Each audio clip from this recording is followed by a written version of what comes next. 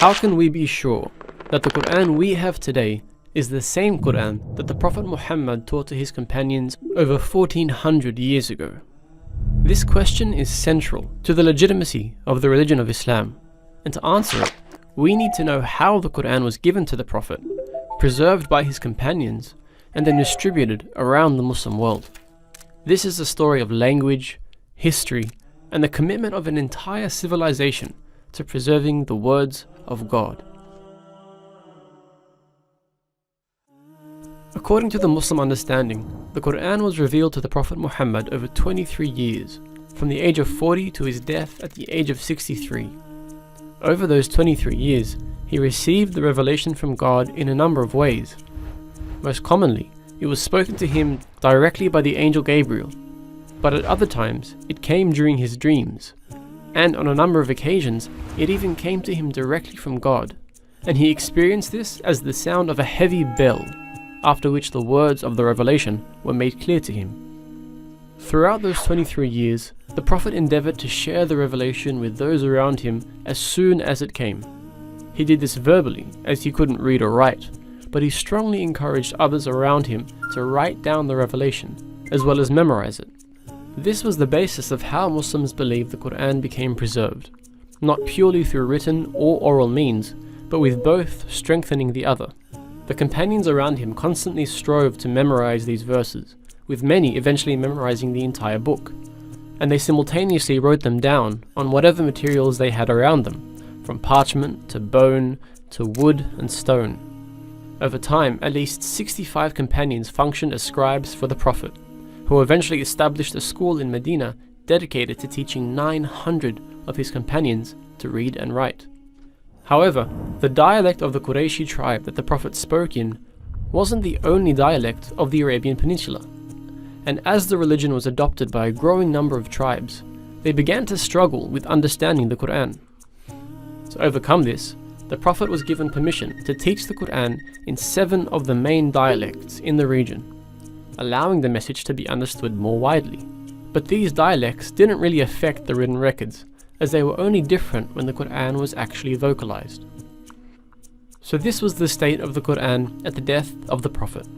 Hundreds of companions who had memorized the complete Quran in 7 official dialects, all of which were considered valid ways of reciting the Quran, as well as an incredible amount of written records that were held by the Prophet's companions throughout Medina and beyond.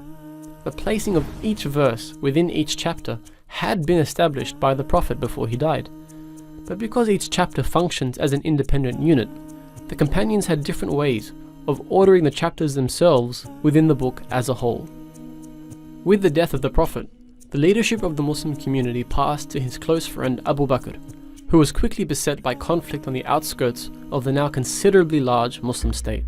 This conflict led to the Battle of Yamama, which saw many of those who had memorized the Quran killed. Many of these memorizers, known as Hufaz, did survive, but it highlighted the critical issue of preserving the entirety of the Quran, which was in danger if all of them were killed. Abu Bakr decided to appoint Zayd ibn Thabit to compile all of the written verses of the Quran into one collection, using only those verses which had been written in the presence of the Prophet himself. These manuscripts would then be verified by those who had memorized the entire Quran at the hands of the Prophet. This was where the important concept of tawatur, or multiply attested sources, came into play.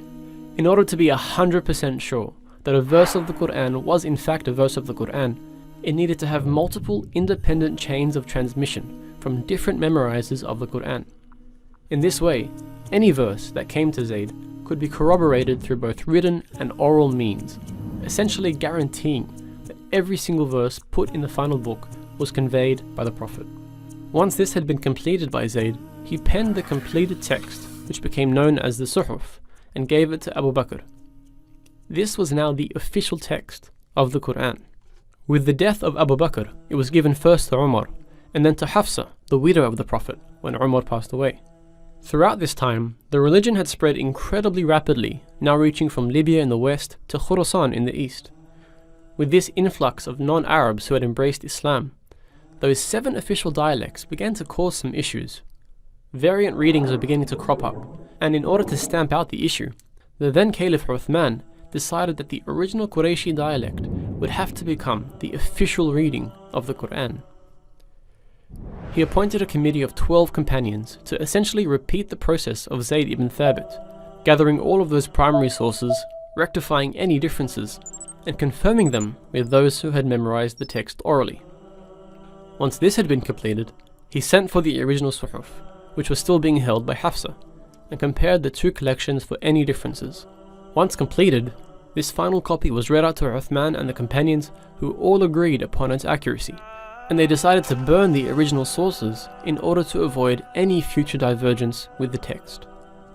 Now this text is referred to as the Uthmani Mus'haf, and it was the first written Quran to be sent throughout the Muslim world with accompanying reciters. It's considered to be exactly the same as the Quran we read today, with only one pretty big difference.